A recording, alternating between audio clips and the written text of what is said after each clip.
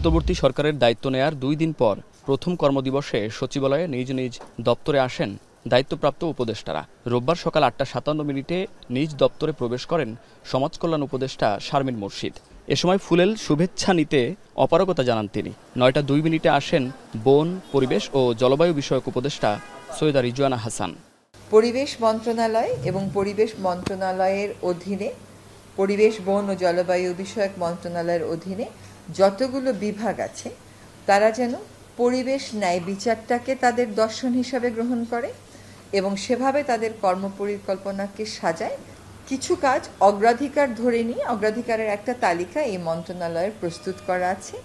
সেখানে কিছুটা হয়তো সংযোজন বিয়োজন হবে। আমরা চেষ্টা করব মানুষের আস্থা এই প্রশাসনের উপর দ্রুত কিভাবে স্থাপন করা যায় সেটার জন্য এমন কিছু ইস্যুতে কাজ করা যেখানে মানুষ দৃশ্যমান কিছু ফল দেখতে পাবে। এরপর একে একে প্রবেশ করেন স্থানীয় সরকার উপদেষ্টা, মৎস্য ও প্রাণী সম্পদ উপদেষ্টা ও স্বাস্থ্য উপদেষ্টা। কাজের মাধ্যমে ছাত্রদের আকাঙ্ক্ষা বাস্তবায়নের প্রতিশ্রুতি দেন উপদেষ্টারা। 9:30টার পরপরই সচিবালয়ে নিজ দপ্তরে আসেন যুব ও ক্রীড়া বিষয়ক উপদেষ্টা আসিফ মাহমুদ। শুরুতে কর্মকর্তাদের সাথে বৈঠকে বসেন। পরে বলেন, যুব ও ক্রীড়া মন্ত্রণালয়ের অধীনে শেখ হাসিনা জাতীয় যুব উন্নয়ন ও ক্রীড়া ইনস্টিটিউটের নাম পরিবর্তন করা হবে।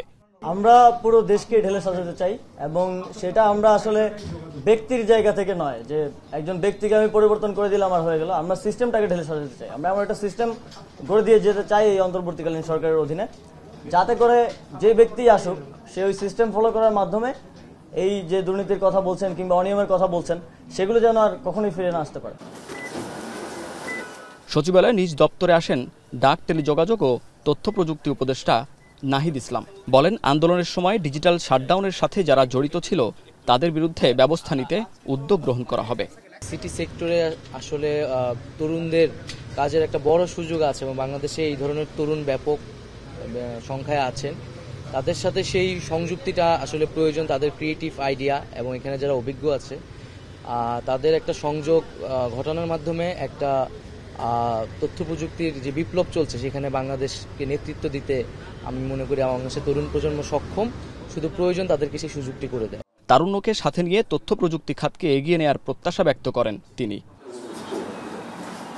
মুন্নাফ রশিদ, এখন, ঢাকা।